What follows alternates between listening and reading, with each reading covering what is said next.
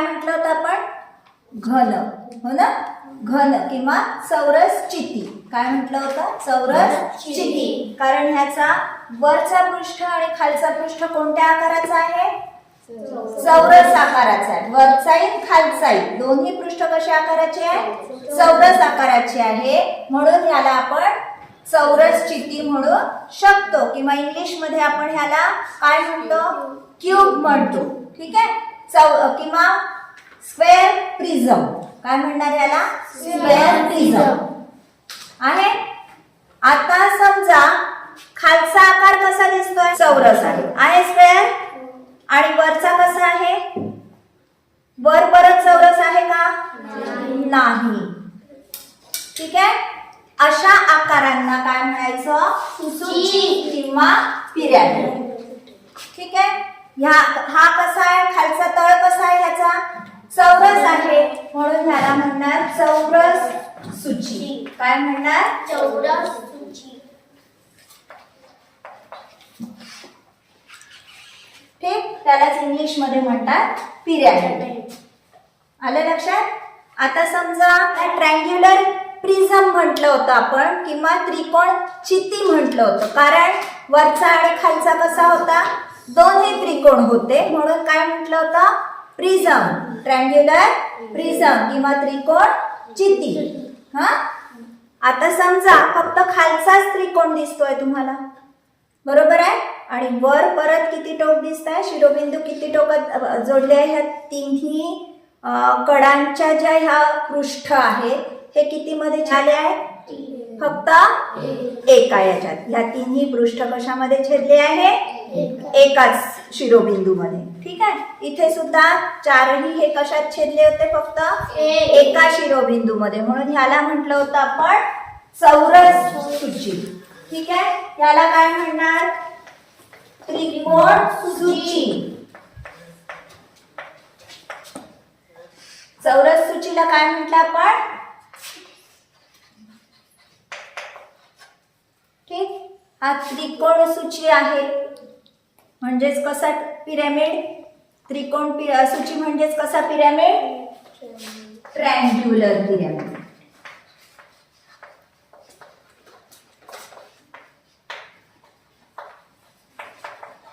ठीक आहे? जो बेस असेल ते नाव आपल्या पिरॅमिडला येईल. ठीक आहे? नुसता पिरॅमिड म्हटला तर समजून जायचं बेस कसा आहे? स्क्वेअर. नुसतं पिरॅमिड असेल तर बेस कसा असेल? स्क्वेअर.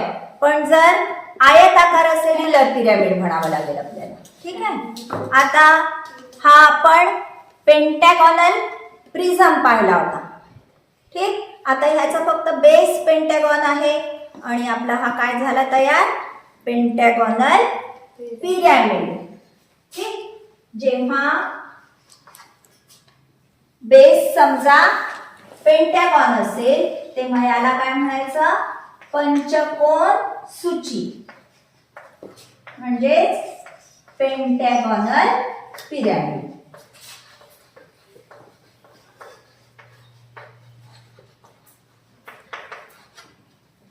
ठीक. जर षटकोन असेल तर काय म्हणाल? षटकोन सूची किंवा हेक्सागोनल पिरॅमिड.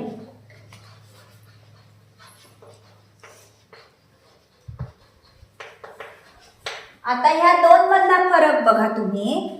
आता आपण हे ठेवू एक मिनिट बाजूला. हे घेऊ. दोन मधला फरक बघा. वरचा खालचा स्क्वेअर आहे आणि हे सगळेच कसे आहे? त्याला जोडलेले पृष्ठ सुद्धा स्क्वेअर आहे. ठीक. हा समजा आपण इष्टिका चिती समजा पाहिली. कसा आहे? वरचा खालचा स्क्वेअर आहे पण त्याला जोडले किंवा याला असा जर धरला, हा वरचा खालचा कसा आहे? रेक्टँगल आहे आणि याला जोडलेले सुद्धा कसे आहे? रेक्टँगल आहे. पण आता सूचीमध्ये बघा, पिरॅमिड मध्ये बघा, खालचा फक्त स्क्वेअर आहे पण त्याला जोडलेले जे पृष्ठ दिसतात आहे ते कोणत्या आकाराचे आहे? त्रिकोण. कोणते? त्रिकोण. ठीक आहे? ट्रायंगल दिसतात आहे. किती आहे स्क्वेअर? आता 1 2 3 4 कशा आकाराचे? त्रिकोण आकाराचे. ठीक आहे?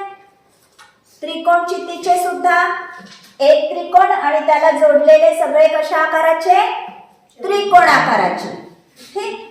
आता समजा पेंटॅगॉन आहे. पेंटॅगॉन मध्ये वरचा खालचा पेंटॅगॉन आणि जोडलेले बघा कसे आहे?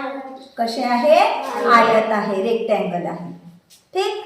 किंवा षटकोन जरी म्हटलं तुम्ही किंवा षटकोन प्रिझम म्हटला तरी पण वरचा खालचा षटकोन आणि जोडलेले कशा आकाराचे आहे? आयत. या दोन गोष्टी लक्षात ठेवायच्या. कोणत्या? पिरॅमिड आणि प्रिझम मधल्या किंवा चित्ती आणि सूची मधल्या. ठीक. चित्तीलाच आपण काय म्हणतो? प्रिझम. सूचीला काय म्हणतो? पिरॅमिड. ठीक आहे. चित्तीमध्ये वरचा आणि खालचा पृष्ठ एकाच आकाराचा असतो. बरोबर. किती पृष्ठ असतात एका आकाराचे? 2 पृष्ठ असतात. ठीक. आणि जोडलेले उरलेले पृष्ठ सुद्धा कसे असतात? हे 2 पृष्ठ एकाच आकाराचे. बघा पंचकोन चित्ते बघा. वरचा आणि खालचा पृष्ठ एकाच आकाराचा आहे, पंचकोनाकार आहे आणि जोडलेले पृष्ठ कोणत्या आकाराचे? आयताकार. ठीक आहे. इथे काय होईल? सूचीमध्ये एकच फक्त जो आपला पिरॅमिड असेल, जर त्रिकोण पिरॅमिड असेल, त्रिकोण सूची असेल तर आपला खालचा पृष्ठ कसा? त्रिकोणाकार. आणि बाकीचे पृष्ठ कोणत्या आकाराचे? बाकीचे सुद्धा त्रिकोणाकाराचे. याच्यामध्येही सूचीमध्ये समजून लक्षात ठेवायचं सगळे जोडलेले पृष्ठ कोणत्या आकाराचे असतात? त्रिकोणाकार असतात, ट्रायंग्युलर शेपची. ठीक आहे. एकच पृष्ठ आपण जे नाव घेतो, एक पृष्ठ आपण जर पंचकोन म्हटला तर पंचकोनाकार पृष्ठ एक. ठीक आहे. आणि बाकीचे जे 5 पृष्ठ असतात हे पंचकोनासाठी, पंचकोन सूचीसाठी.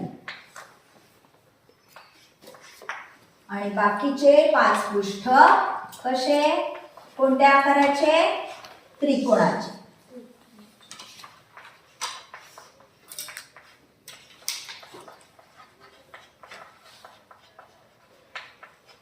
बघा आले लक्षात? बेस पंचकोनाकार, जोडलेले पृष्ठ त्रिकोणाकार आहेत. 5 हे 1 2 3 4 5 कशा आकाराचे आहे? त्रिकोणाकाराचे. ठीक आहे. इथे पंचकोनाचं लिहून दिलेलं. षटकोन असेल तर काय म्हणाल तुम्ही? एक पृष्ठ षटकोनाकार, बाकीचे किती पृष्ठ होतील मग षटकोनात? 6 होतील. बाकीचे किती पृष्ठ होतील? 6 कशा आकाराचे? त्रिकोणाकार. ठीक आहे. राहील लक्षात? हा काय पाहिला आता आपण? कशाची घडणी पाहिली होती मगाशी? घनाची घडणी पाहिली होती, हो ना? म्हणजे प्रिझमची. बरोबर. काय काय पाहिलं होतं याच्यामध्ये? किती कडा आहे, किती पृष्ठ आहे. आता ही आहे, ही कशाची घडणी आहे? काय सांगाल याला?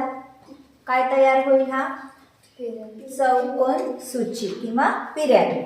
बरोबर. याचा तळ कसा आहे? कोणत्या आकाराचा आहे? चौरस आकार. ठीक. आणि बाकीचे सगळे पृष्ठ कशा आकाराचे आहे? त्रिकोणाकार. प्रिझम मध्ये कोणत्या आकाराचे असतात सगळे पृष्ठ? जोडणारे पृष्ठ चौकोनाकार किंवा आयताकार. कोणता आकार म्हणायचं त्याला? आयताकार. ठीक आहे. आता बघू आपण ह्या सगळ्यामध्ये हे जे आपण पाहिले, काय काय पाहिले? पिरॅमिड्स पाहिले. त्या सगळ्या पिरॅमिड्स मध्ये पृष्ठ किती, कडा किती आणि शिरोबिंदू किती ते बघू. ही जी चौकोन सूची आहे याला किंवा ही जी आपली तयार आहे, किती पृष्ठ दिसत आहेत याच्यात? हा 1 आणि हे जोडलेले एकूण हे 4, एकूण किती झाले? 5 पृष्ठ. किती पृष्ठ? कशामध्ये? चौकोन सूचीमध्ये किंवा स्क्वेअर पिरॅमिड मध्ये किंवा आयताकार वगैरे जो असतो. कडा किती आहे बघा? हे 4, 1 2 3 4 5 6 7 8 किती कडा आहे? 8 आता शिरोबिंदू किती आहेत ह्याच्यात किती होते? वरचे 4 खालचे 4 असे 8 होते, पण ह्याच्यामध्ये खालचेच फक्त 4 आहे, वर फक्त 1 किती शिरोबिंदू झाले मग? 5 ठीक. आता समजा त्रिकोण सूची घेतली आपण, ट्रँग्युलर पिरॅमिड. ठीक आहे. आता बघा पृष्ठ किती? हा 1 2 3 4 जी घडणी पाहिली आपण. किती पृष्ठ आहे त्रिकोणाकार? हा 1 हे 3 किती झाले एकूण पृष्ठ? 4. ठीक आहे.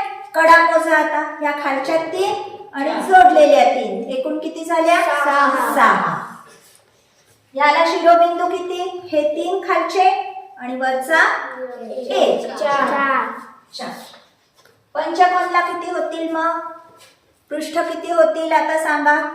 एक पंचकोन जोडलेले 5 एकूण किती झाले? 6. कडा किती? या पंचकोनाच्या खालच्या 5 कडा आणि ह्या जोडलेल्या परत 5 एकूण किती? 10. शिरोबिंदू खालचे 5 त्याच्यामध्ये 1 मिळवायचा किती? 6. ठीक आहे. आता तुम्ही हे न बघता षटकोनाचं सांगून पहा काय होईल. षटकोनाकार 1 खालचा जोडलेले 6 एकूण किती? 7 पृष्ठ. कशाला? षटकोनी सूचीला किंवा हेक्सागोनल पिरॅमिडला. एजेस किती होतील मग आता?